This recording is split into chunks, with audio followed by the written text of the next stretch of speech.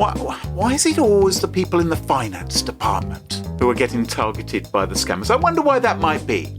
Really? Do people ask that? I think... Really? It's just one of those great life mysteries, isn't it? You know, why would they aim for such a target? Why? Smashing Security, episode 358, Hong Kong hijinks, pig butchers, and poor ransomware gangs, with Carole, Theriault and Cluley. Hello, and welcome to Smashing Security, episode 358. My name's Cluley. And I'm Carole, Theriault. And Carole. We are joined this week by somebody new, somebody who hasn't been on the podcast before. Great pleasure to invite onto the show Lianne Potter of the Compromising Positions podcast. Hello, thank you so much for having me. It's great that you're here. Yeah, now, Lianne, Compromising Positions. What's that about? Yeah, compromising positions, protecting your assets. Big emphasis on the ass of assets and never leaving you exposed.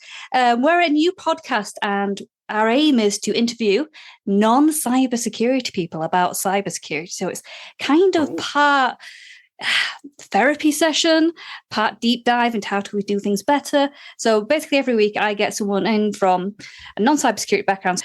Every week we have lots of really nice takeaways for people working in cybersecurity to take away and make their security controls actually work, which is what we really want it to happen. I think that's a really lofty goal and a good one, I think. I can hope so, yeah. It's been really great. I've had some really fantastic people, some sort of personal heroes of mine on the show already. So yeah, it's the reception's been great. We were big in Denmark for like a week. Don't know how, don't know why. But for a week in Denmark, we were charting in the top 20. So well, there are people of taste. You know. Tak, Denmark, tak. Let's thank this week's wonderful sponsors, Collide and Vanta. It's their support that help us give you this show for free.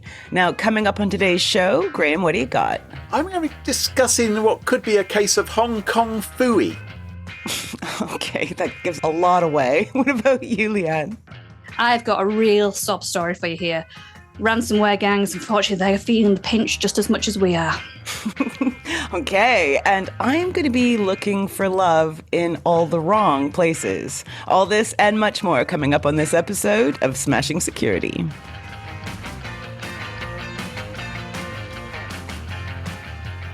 Now, chums, I've got a question for you, and it's this. Is this the real life? Is this just fantasy? Why are you ruining a classic? Caught in a landslide. No, escape from reality. I won't do anymore. Thank you. I appreciate it, yeah. Thank you. Let me take you by the hand and lead you through the streets of Hong Kong, where a multinational firm has, well, one of its many offices all around the world, but they've got a significant presence in Hong Kong, shall we say. And we are told that a massive fraud has recently taken place. According to Hong Kong police, a company has lost 200 million Hong Kong dollars. And for those of you not familiar with the exchange rate, that's about 25 million US dollars, or in British pounds, let me work that out. That's about 900 billion at the moment. So it's a lot of money after one of its staff fell victim to a scam. Now, this particular employee worked in the finance department at this Hong Kong branch of this big multinational. Okay. And you may be thinking, well, you know, people may ask, well, why is it always the people in the finance department who are getting targeted by the scammers? I wonder why that might be. Really? Do people ask that? I think... Really? It's just one of those great life mysteries, isn't it? You know, why would they aim for such a target? Why, Graham? Why? Because that's where all the money is, of course. So that's where the money is. So that's where people are targeting. If they were after data, if they were after information about your personnel, then they might go for the HR department. But if they're just strictly after the money, why not go to the finance department? Particularly in these days of business email compromise and CEO scams and those sort of things. It's not that uncommon. So in the middle of last month, in the middle of January, this person in Hong Kong received a message from what they believed was their UK-based CFO, the Chief Financial Officer. Okay. Asking them to transfer some money. Now, you know, instantly we have multiple alarm bells going off. Well, I don't know. No? I don't know. Really? Like, if they're used to getting those, right? Like, if it's a normal occurrence that the guy goes, throw 10K into this account pronto, chop, chop. Like, you wouldn't bat an eyelid if he made that request. I would like to think in many organisations there may be more of a procedure rather than just receiving a message from the CFO via something which is potentially insecure, like email. There may be a little bit more double checking. The amount of time it takes to just get any expenses authorised, for like 20 quid or something in an organisation, let alone like this just happens. This is so unfair. Why can't I have it this easy? I remember years ago, the company I was working for sent me overseas to do some work for a few weeks at one of our other branches. And so I put my expense claim in for my cat to go into a cattery because I was going, it was a nightmare. Couldn't get them to pay for my cat. Was I being unreasonable? I don't know. I'm thinking. I don't know. It is an expense you have to incur. It's an expense I had to incur. But do people do it with their children? If they, do they, like if you go away for 2 weeks, do you... As far as I'm aware, Carole, childcare, isn't that cheaper than doggy daycare is, for example? Yeah, exactly. I'm just about to put my dog through doggy daycare and I'm thinking about claiming back on expenses through that. So I'm just like... Yeah. Obviously, it wasn't the cheapest cattery. It's the jewel-encrusted water bottle. It was, I had. I'm sure your cat loved that. Would have loved all that. Anyway, so so claiming expenses can be really difficult. It's amazing how companies can just cough up $20 million to move into someone's account. Anyway, so this request came through, claiming to be from the UK-based CFO, and I think probably at this company, because it's a big multinational, there were rules about this kind of thing. This person was working in finance. They thought, I have to be sure because this could be a fraudulent email. Okay, smart. Right. Yeah, so they're smart. So they're thinking, I need to double check this. I need to make sure that this instruction is legitimate. Makes sense. Yeah, I like that. So how would you do that? How would you check? I would say, look, I'm just going to give you a bell on your cell phone. We'll have a little chat. Just want to get all the ins and outs, right? You could do that, yeah. Yeah, that's certainly potentially possible if you have their mobile phone. I mean, in this particular case, the email contained a link to a video call service. So maybe they're using Teams, maybe they're using Zoom or whatever, where they could have a chat to describe what was going on.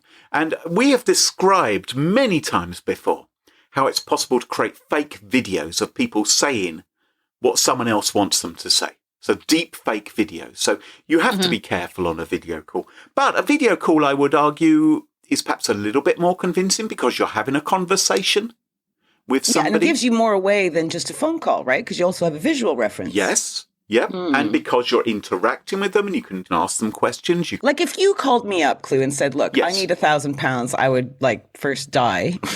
What? And then I'd be like, then I might call you up on Zoom and go, what are you talking about? What do you need £1,000 for? You would never call me on Zoom. You would never turn on the video camera. I'd call you on our normal channels.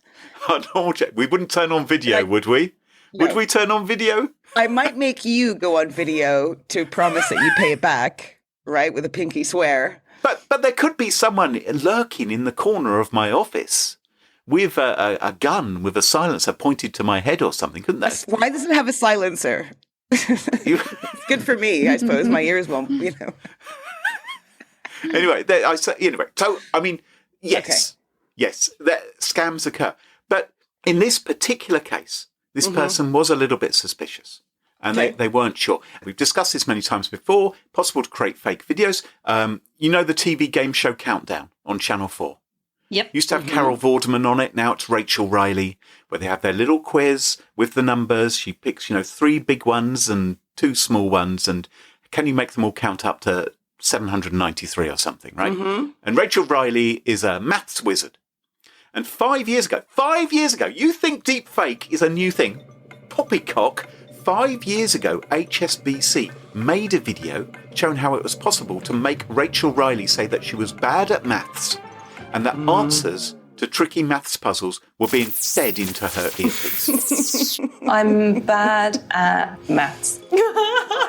That's not true. HSBC did that to show just how sophisticated fraudsters can be. I'm bad at replying to people. I'm bad at maths. I get fed the answers in my earpiece. So this isn't new. What did HSBC have to gain from besmirching that poor woman's reputation? Well, HSBC, also known as, by the way, as the Hong Kong Shanghai Banking Corporation. We don't know the name of the company which was affected in this case, so make your own guesses. They wanted to warn their staff, and indeed they wanted to warn customers as well, about the dangers of deepfaked video and how this was possible and how you shouldn't necessarily trust someone just because you can see them saying something. Right. But still, like, come on. When does it stop? Right? Like, when do you go, oh, okay, you're serious? Would someone have to come on and say, look, I'm really hurt. Look, my leg's pumping out blood, and you'd have to show that in order for people to believe you? Like, I don't know. That seems a bit extreme. Oh, well, in this particular case, so the employee had reason to be suspicious. They thought, hang on a minute, this isn't my first rodeo. I'm going to join this Zoom call. But what allayed their fear is when they joined the video call, they found it wasn't just with the CFO. It was with multiple other people inside the organisation, other senior members of staff and some outsiders as well. And according to the cops, the company employees on this call looked and sounded like people the targeted employee did recognise inside the organisation. So this guy clicks on the Zoom call or whatever, the Yep. video conferencing thing. And then there's all these people like Brad from accounts and Sheila. And then they're all like, no, bye, sell. You're wrong. Well, I don't know if they're like, but they're like, maybe you're on mute. Can you hear me over there? You're having the usual video call problems. But when do you ever get all the execs in one place at the same time anyways? When will that happen? Like, Well, when you want 20 million, I guess. well, Yeah, maybe when you're moving that much money yes. into an account and saying, look, it's very important, but we've chosen you to do this. I don't think I could just be like, oh, I'll just click on a Zoom link and just say, hey, just calling the CFO right now. I bet he's not busy. Oh, well, I think they sent an invite. They said, join us at this time. Okay. Because we're going to have a conference call where we can discuss that would work for me. That would work for me. Yeah. As we all know, I now know I can fall for these kind of scams. So I imagine if I joined one of these calls with all these people yabbering on, I'd be like, ooh, okay, this is serious. So according to the Hong Kong police, there is a senior superintendent, Baron Chan Shun-Ching. He says that in previous cases, the scam victims have been tricked in one-on-one video calls. And this, of course, was a multi-person video call, and everyone that they saw was fake. They said the scammers were able to generate convincing representations of targeted individuals that looked and sounded like the actual people. It's smart, too, because you're going to ask a lot less questions if there's 15 people on the call than if there was just one, right? Because you don't want to look like an idiot. And maybe you won't say something like, stand on one leg. Recite the alphabet backwards, quickly. You wouldn't ask any of those test questions. I don't think you've been into any of my meetings at all, Graham. So this employee, over the course of a week, they made 15 transfers, totaling over 200 million Hong Kong dollars to 5 different accounts. What kind of oversights were going on in this company? Yeah, exactly. 15 transfers. Yeah. So I guess because there was a limit, maybe, as to how much you could move at once. I mean, it can happen, can't it? That you probably not to set off alarm bells. So but much. it's like someone chopping off one of your digits, your fingers or your toes. I don't know why I'm so dark today. My pick of the week is also very dark. I don't know what's going on. February. But you would notice. You would just notice. That's a lot of money. Most people would notice. You'd like to think so. Well, now, this was interesting to me. So the police say that they've carried out an investigation and they have found that the meeting participants had been digitally recreated by the scammers, as I described, using publicly available video and audio footage of those individuals, and they imitated the voice of their targets, reading from a script. So it's quite sophisticated, what they've done here. And apparently on the call, they asked the victim, when you go round, you say, okay, if everyone can introduce themselves. And so they got the victim to introduce themselves, but they didn't interact with them at that point. And the meeting ended rather abruptly after they gave the instructions, but it was enough to dupe them. But here's my actual question. Like I said, is this Hong Kong phooey? How do the police actually know that what they're saying happened? They haven't made any arrests. How do they know that these were deepfakes? How do they know that, for instance, it wasn't the real CFO and his colleagues telling this employee to move the money into these bank accounts. Yeah, where's the money now? Exactly. Right. Yeah. Was the employee in on it? Or are they just saying they were fooled by deepfakes? Because what a wonderful... It's a bit like saying, we were attacked by a state-sponsored hacking group, and therefore we don't have It's to super admit... serious. Yes, yeah, it was a very, very... It's very convenient, isn't it? Say, oh, well, it was deepfakes. That's how I got duped. Oh, this is hard, though. I mean, you're doing exactly what we're telling people to do. Trust nothing, right? But you do sound like a crazy person. Oh, thank you very much. So I'm just asking the questions. I'm just asking the questions. Yeah. Anyway, the police say, if you're not sure if someone is a fake or not on a video record, they've come up with some advice. Uh-oh. And their advice, they said, is ask the person to bobble their head around a bit.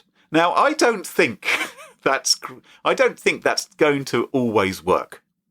I think if it's a pre-recorded video, maybe it would work. But these days, with deepfakes, you could have an actor actually playing the part and then having a deepfake face munged on top of them to fool you. So they could bobble their head. Yeah, but you still get that weird halo sometimes, though, don't you, with the deepfakes? That weird... Bad connection, Leanne. Yeah.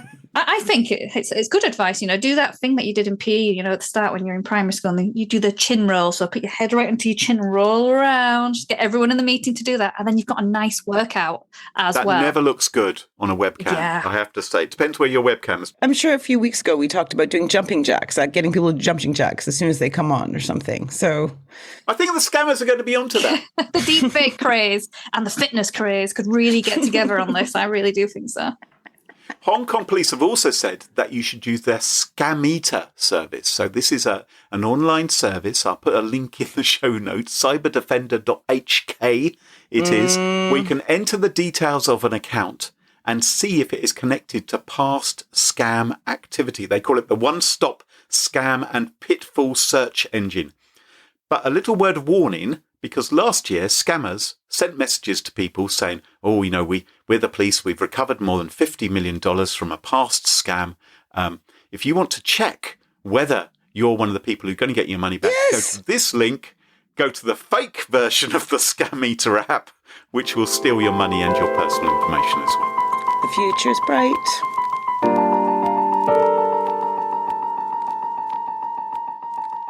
Lianne, what's your story for us this week?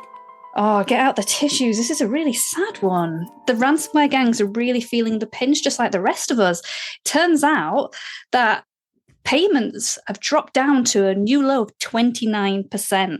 So less than a third of companies are paying the ransom demands. Correct.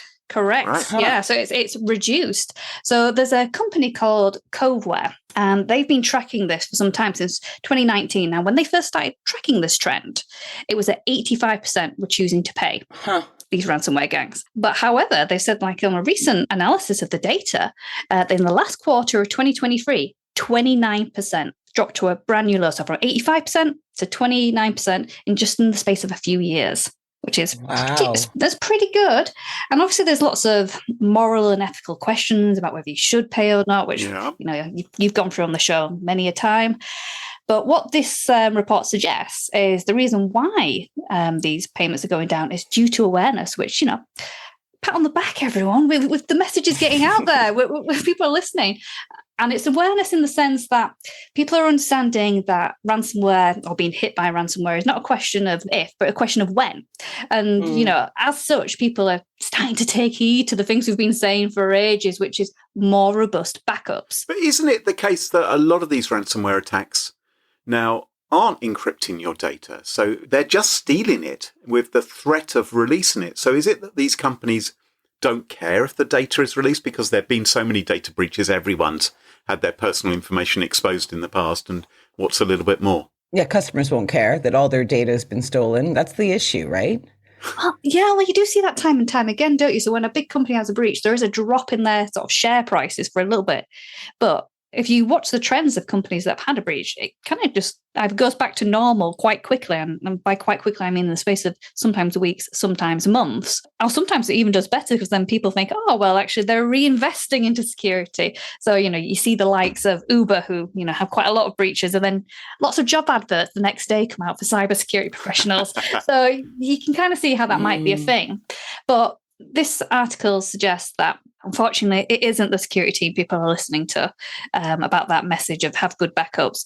It's actually just because mainstream media, which is great, so not your likes of your cyber publications or your tech publications, the things like your BBC Newses, your Guardians, etc., making cybersecurity issues and ransomware headline news.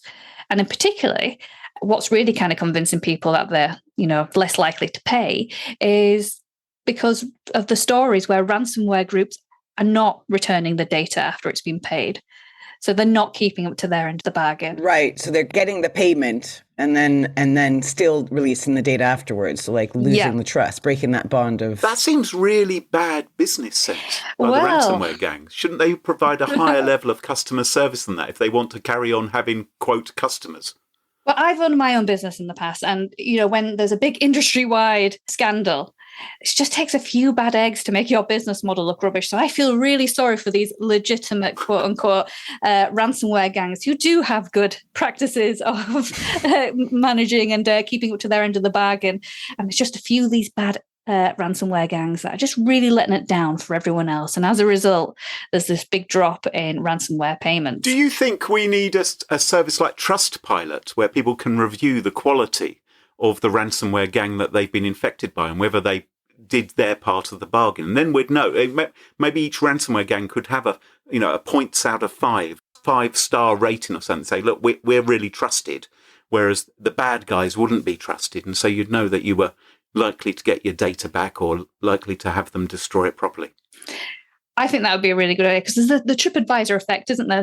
When there's a new restaurant that's open, it has really good reviews, and all the restaurants around it want to kind of compete and up their game a bit. So yeah, that'd be really good for ransomware gangs to kind of up their game and rebuild the trust back into the community, into businesses that when they do ransomware, that we're actually going to get what we paid for back. But I wonder if it is a question of if they don't get their money, if they're not getting their payoff. Then they're going to go through a type of recession, same as the tech industry is. There'll be layoffs. Yeah. In the ransomware world.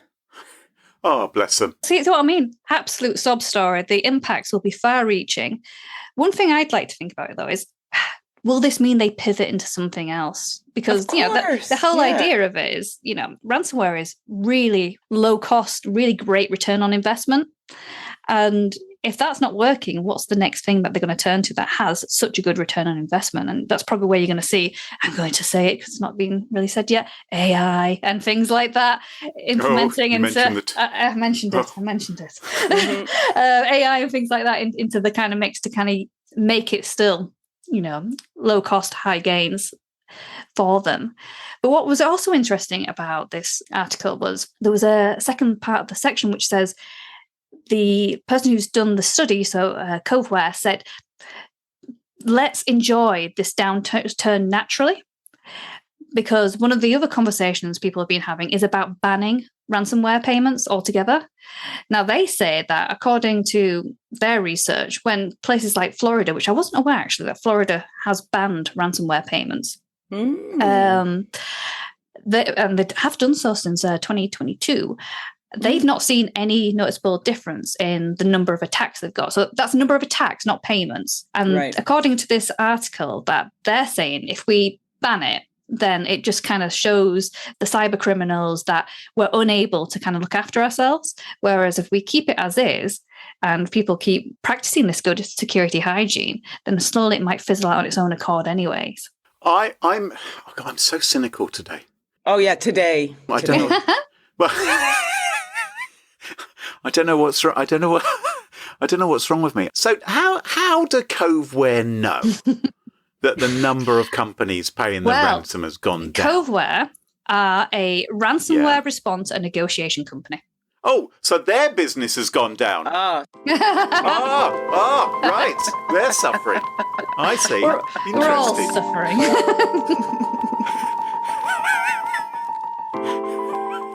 Carole, what's your story for us this week? Well, we have a very special day fast approaching us. One that, loving couples, brand new and old alike, like to celebrate. And I'm talking about Valentine's Day. Or is it St. Valentine's Day? What do you say? I just think it's a load of old tosh, isn't it? I usually just say, ugh. I normally just call it Tuesday or something. What's... Okay, so you have no interest in celebrating any love in your life? No, excuse me. Of course I celebrate love in my life. Let's say this very quickly in case anyone's listening. But the whole idea that the entire country has to go out to an Italian restaurant and book that doesn't seem terribly romantic to me. Much more romantic, obviously, just to sort of slob around on the sofa and put something in the microwave and say, there you go. You see the older man's version of Netflix and chill. There you go. So you kind of resent that people are being forced to do it, basically. No, I don't resent other people being forced to do it. I resent me being forced to do it. So I don't like that. Right. And Lianne, what about you? I agree. My birthday is on Halloween, and I resent having to kind of be forced fed into Halloween. So having another day where you have to just surround yourself with hearts and flowers. And like you say, Graham, overpriced special Valentine's Day menus. You could be going to your favourite restaurant, but no, they've added a surcharge on top of that. And with ransomware payments the way they are these days, I don't know if I can afford it. It's hard, though, to come up with a way that's not cheesy, but also kind of recognizing if you have someone in your life you want a high five, right? Like in my case, do I buy the Yeti a razor, right? Is that a good gift? He obviously doesn't have one. Good for you, maybe. But maybe good for me, definitely. But yeah, it seems like a holiday for some romantic partners, right? But there's people out there, some of us are single, and Valentine's Day may not be the holiday you most look forward to. No. Unless you kind of use it as a springboard to hop back into the dating saddle. So I don't know about you. I have a number of friends right now, extended family, that are suddenly getting back on the dating scene. I don't know if it's a New Year's resolution or to avoid a solo Valentine's Day, but people seem to be refreshing wardrobes, hitting the gym, updating their profile pics. They always are catching a big fish or climbing a steep mountain, right, shuffling along a beautiful beach. The stuff we couples do all the time. Let me just assure you. All the time. Yep. All the time. Speaking of big fish, can I just put a shout out there to gentlemen who are putting on their dating profiles? Please don't put the big fish photo on there. You're holding a big fish. They do. They do, don't they? It's look at this huge fish I've caught. Yeah, even from a security point of view, it's not a good idea catching a big fish, is it? It's never someone sitting on a sofa eating, a family-size bag of Cheetos or whatever. But the first port of call these days is you go online. You don't tend to go down to your local Superdrug, see someone cute and then approach, because it could be pretty dangerous depending on what they're trying to buy. I don't know if a conversation opener of, hi, you itchy? is a good idea. Works for me every time. Works for me every time. And then you dive into this online dating pool and try to find someone who's a good fit for you. I don't know, what would you be looking for? Graham, you'd be looking for someone who looks like a dead actress from the 50s, I'm sure. Well, Diana Rigg. Diana Rigg, that's right. Yeah, yes, that's right, yes. Circa 1968. I'd be going for a Danny DeVito clone, That's pretty much what you've got, isn't it, at the moment? Your guy, he's quite short. But, whatever your pleasure. And the aim of the game is to find love. And if you start now, maybe in a week's time, when Valentine's Day is upon us, you might already be starting to feel that warm sparkle feeling, of a budding relationship. Well, I'm here to say stop right there, people. Oh, whoa, okay. Because according to Lloyd's Bank this past weekend, romance scams have increased more than 20% in 2023 compared to 2022. Oh, dear. And I have a few questions for you just for fun. So what age group do you think reporting losing the most money? So averaging 13,000 on average in this age group, almost doubling the average across all romance scam reports in the UK. Is it 54-year-old male podcast hosts? No, it's not. No, okay, thank God. All right. Do you want to guess, Lianne? I want to say probably millennials. And the reason why, just because we've grown up with the likes of Dirty Dancing and stuff like that. We're looking for love. We're looking for that dance partner to really take us onto that nostalgia train. Oh, and I suppose they're all on the TikToks and things as well, aren't they? So they might get what it's called, a thirst something, isn't it? What's it called? Oh, it's a thirst trap. Is that not what's happening? It's older people. It's 65 to 74. Oh. They're the most trusting. Coffin dodgers. Which group do you think were most likely to report falling for a romance scam? Not the oldies, I'm guessing. Young people. Not the oldies. Young people. That was much closer to your original one. 55. It's 55 to 64. So it's more people over middle age that are falling for these things. And in Canada, things are much, much worse. According to the Canadian Anti-Fraud Centre, romance scams cost 945 victims, more than 50 million, an average of 53,000 per victim. Like, we're way too trusting, Canadians, like way too trusting. It's extraordinary, isn't it? That's a huge amount. I've actually received an email today from someone who says that their friend has been exchanging messages from Mark Ruffalo. You know, the Hollywood actor Mark Ruffalo? Yes. Who's like the Hulk or something? He will be on my list for sure. And this person says she's never spoken to him. They've never seen pictures of each other. It's purely been text. And her friend is completely hook, lined and sinkered and ready to give them a fortune. Completely convinced. And she was saying, what can I do about this? Yeah. It's horrendous. And you can imagine people giving a huge amount of money because they think, but it's going to be love. Yeah, they often use fake photos. They often refuse to meet up. Yes. And common excuses may involve working away in the armed forces or international aid or charity work. Or in Mark Ruffalo's case, he's just got very, very angry and is now 14 foot tall and ripped with green muscles. Yeah, and his muscles are so big, he can't actually reach the keyboard very well. So. He hasn't got a reliable pair of trousers. He can't go out like that on a date. He's got plenty of excuses. The scary thing, though, is the scams can last a seriously long period of time. And that's what allows the fraudster to build trust with the victim. So in your case, right, this may have gone on for months. And it might carry on until he asks for money. Yeah. And usually the claims are family issues, medical bills, needing money to arrange to meet up because their money's all tied up. And like, what douchebag wouldn't help out a brand new potential partner? Yeah. Especially when you've been talking to daily for months and want to meet. Yeah. Have you heard this term pig butchering?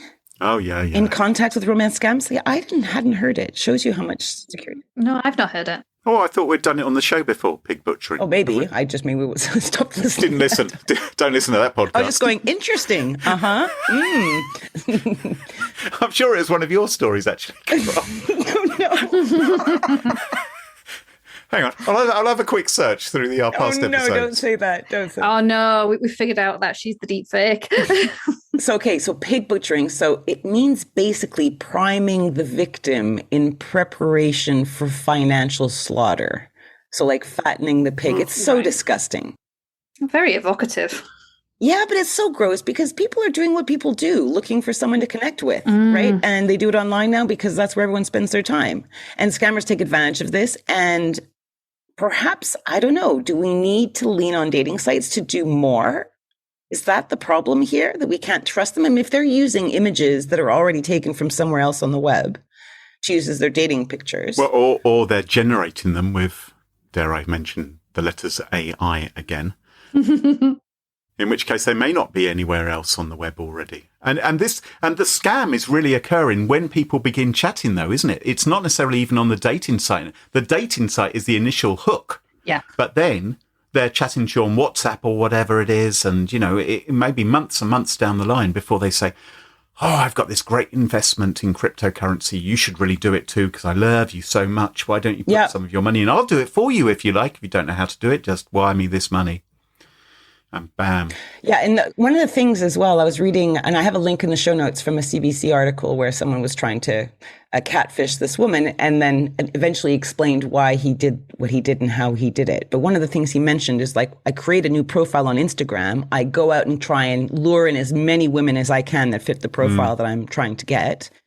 And then I need to get them off Instagram as soon as possible, because if someone finds out and reports it, the account gets taken down. And then I've lost contact with all the other people I've worked on. You really want to establish a second means of communication quickly, which could be a warning, if you're talking to someone. But it's kind of scary. So during this romantic time, keep your wits about you. If you meet someone new, don't not tell your friends and family. So at least in your case, what you were reporting earlier, Graham, they've told a friend and family, but they're not listening to the friend and family saying, take heed. No, they're not listening to them. Yeah, take heed. That's the hard part, isn't it? Is when they don't listen, because the reason why they're so good at what they do is because they really make you believe that you are the one and they are the one. And it's really hard to kind of convince people otherwise, because when they say, you make first impressions, within the first microseconds of meeting someone, it's really hard actually then to go back on that. And that's how come they're so successful. It's so sad when you actually see the signs, you just cannot convince the other person that it's not true. Yeah, I agree. And I think, my best advice is literally rather than, attack someone in Superdrug, wait for them outside, right? A comfortable distance away, and then say something romantic, like when they walk out, say something like, hey, did you get what you came for? And like wink or something. That'd work, right? So, what? Sorry. What? You were going to mug me. It sounds like you're going to mug me. What's going on? I think you've been out of the game for a bit too long, Carole. Yeah. She found her guy at the zoo.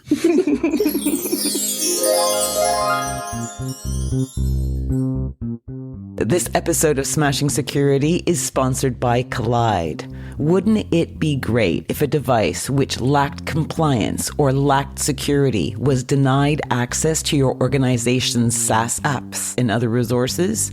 Because this would mean that the hackers who had nabbed the unlucky employee's credentials, for example, could not gain access to your assets. It would effectively lock them out.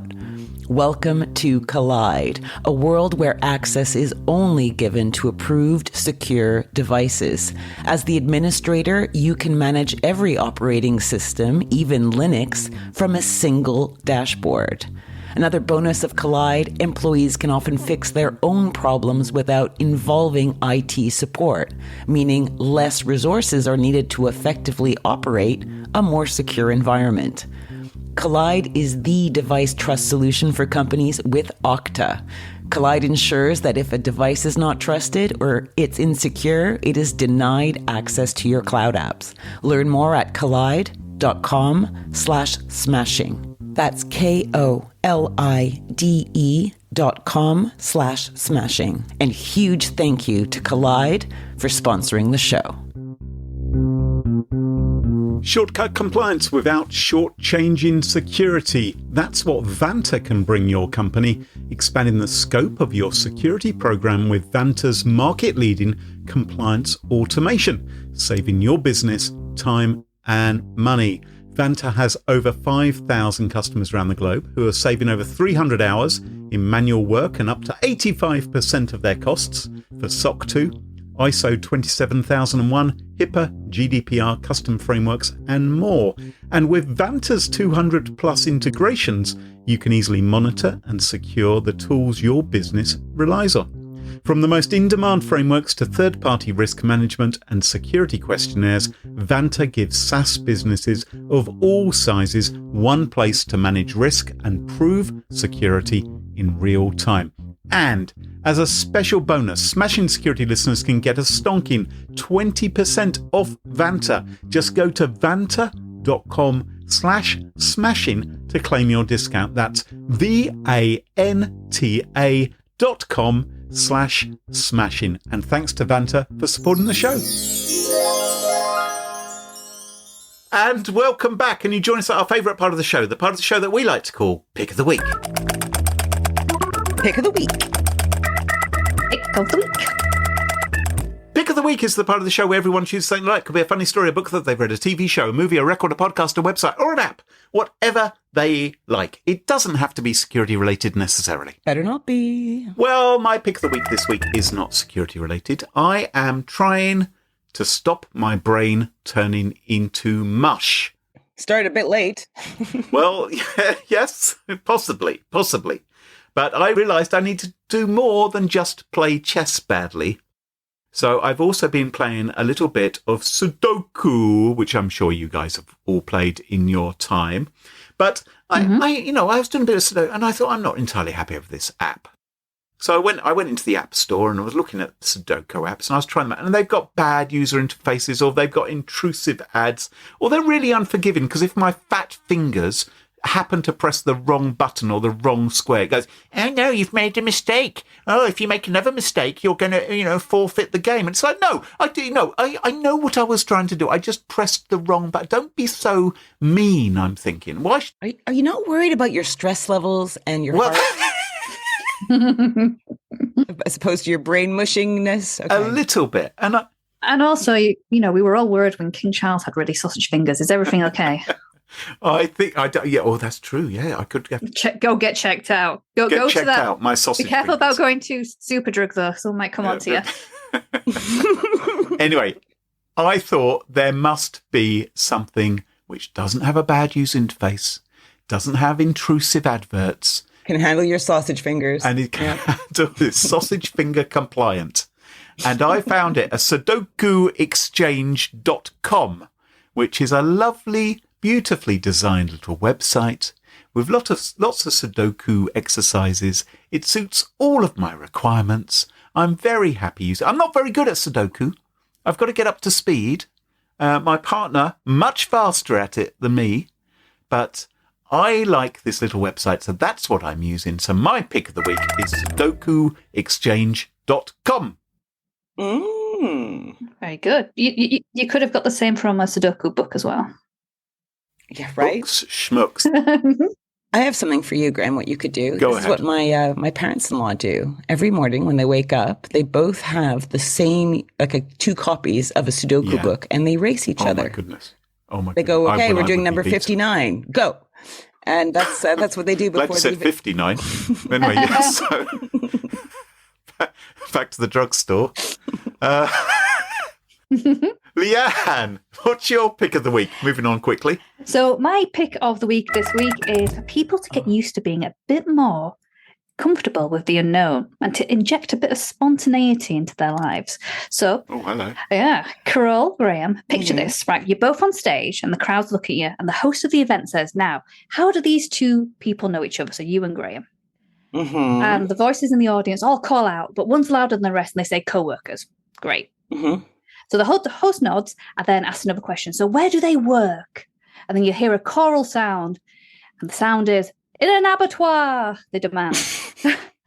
And then the host then turns to you and says, "Right, you're both co-workers who work in an abattoir. Begin your scene in the style of a 1950s musical." How would you both feel about that situation? I'm not super familiar with 1950s musicals, so I would feel out of my depth a bit on that. But I do love a bit of improv. That's exactly what it is. So for the past 2 years, I've been spending my time getting used to situations like that. Not working in an abattoir, which is the most requested place of work in the scene. Absolutely. Gross. Absolutely. Not in real life, Abattoir. I think. Only in improv situations. just in improv, and along with the word prolapse. Let's not go into that. Ooh. But I've been performing as part of an improv group, and I couldn't have done it without my pick of the week, which is the Laugh at Leeds Stand-Up and Improv Comedy School. And I've always been a fan of shows like Whose Lines It Anyway since I was a kid, and I was always in awe of their ability to kind of think on their feet, and I guess even more so, be totally unfazed when a joke bombs or doesn't land. I don't know if you've watched that show like recently, like Revisited or anything like that. Whose Lines It? Yeah, I have. Yeah, they are really good at, like, even when it doesn't land, they take it so easily, and I think that's such a great skill to learn. So for like a decade, I've been keep saying to myself, right, I'm going to do a course in improv one day. I've been putting it off until I actually met someone in real life who's done the course several times and said how amazing it was. So I went along and did it, and I've had the bug ever since. And the way it works is that they run courses really regularly in 6 weeks blocks. So you start off absolutely terrified, I'll be honest with you, and then by the end of the 6 weeks, you're actually performing on stage in front of people, doing improv stand-up.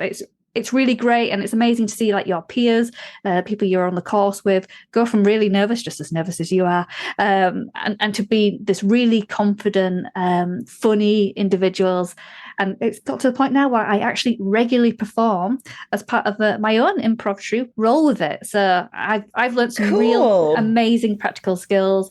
It's really helped with my public speaking, how I approach work, how to be cool with coming off script, injecting a bit of humor into proceedings and things like that. So, we've been breached. Let's have a joke. And I bet it helps a lot with podcast life too, right? Because during interviews and when you're chatting with people, you can just like listen and then think at the same time. I think that's almost the skill. It's like you need to take in and also come up with something.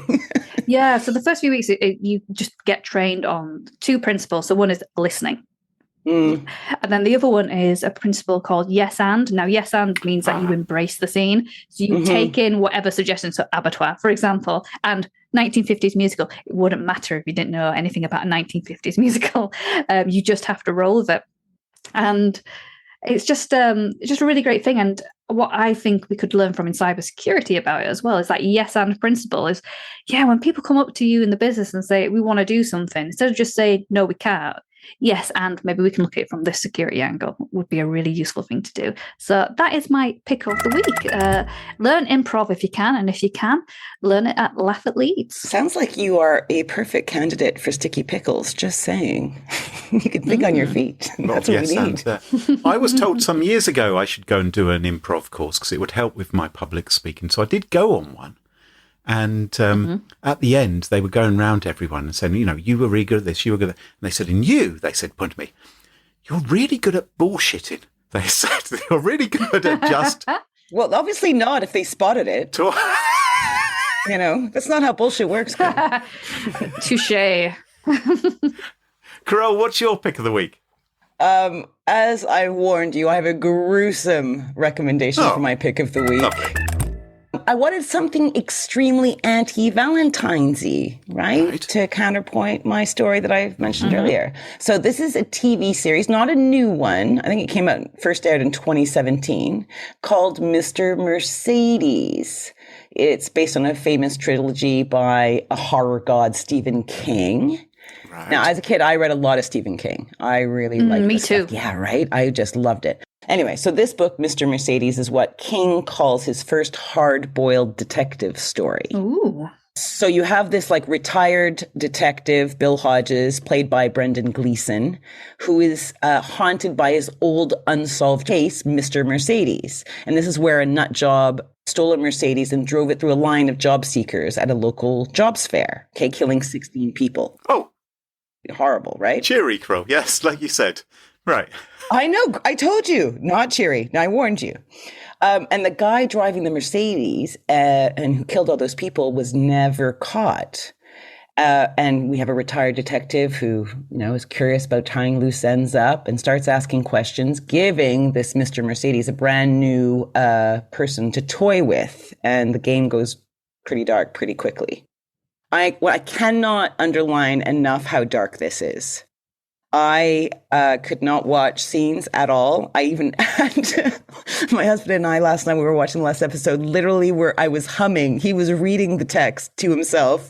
He wasn't telling me, and I was humming and my eyes were shut and my fingers were in my ears because the scene was just too disturbing. But the best thing for me is the soundtrack. Oh. It's so good. So your detective has a moody blues soundtrack that's always playing some old country, really gorgeous stuff, like curated so well. And your psychopath is more into like the alternative indie rock with punkish overtones, stuff from the 90s. And both of them, great tunes. I loved it. So if you like that kind of music, you want something super dark and non-romantic at all, my pick of the week, Mr. Mercedes, currently streaming on Disney. Ooh. Now, is there an actual resolution to this? If I'm going to invest into this series, well, is okay. Oh, I just found out doing research for this that actually the series I watched, which I thought was a one-off, is actually one of 3. Series. But the first series is sort of encapsulated. The first one ended well, yes. Okay, well, that's good then. All right. So I have no idea where it goes from now. But yeah, there you go. Okay. Well, thank you for that, Carole. Very cheery. And that just about wraps up the show for this week. Lianne, I'm sure lots of our listeners would love to follow you online and find out what you're up to. What is the best way for folks to do that? So I'm on LinkedIn. I'm the one with the really humble headline banner. You can find me under Lianne Potter. And you can also listen to me every Thursday on my podcast, Compromising Positions. We accept listeners from anyone outside of Denmark as well. And you can follow us on Twitter at SmashInSecurity. No G, Twitter must have a G. And Smash Insecurity is also on Mastodon. And don't forget, to ensure you never miss another episode, follow Smash Insecurity in your favourite podcast apps such as Apple Podcasts, Spotify and Overcast. And big fat thank yous to our episode sponsors, Collide and Vanta, and of course to our wonderful Patreon community. It's thanks to them all that this show is free. For episode show notes, sponsorship info, guest list, and the entire back catalogue of more than 357 episodes, check out smashingsecurity.com. Until next time, cheerio, bye-bye. Bye. Bye.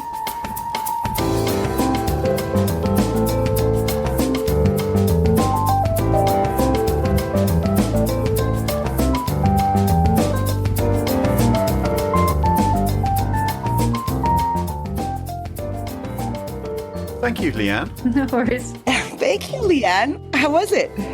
Oh, I loved it. Thank you so much. I was so incredibly nervous to start with, but thank you. Oh, you didn't sound nervous at all, so that's cool. That's the improv in it. There you go.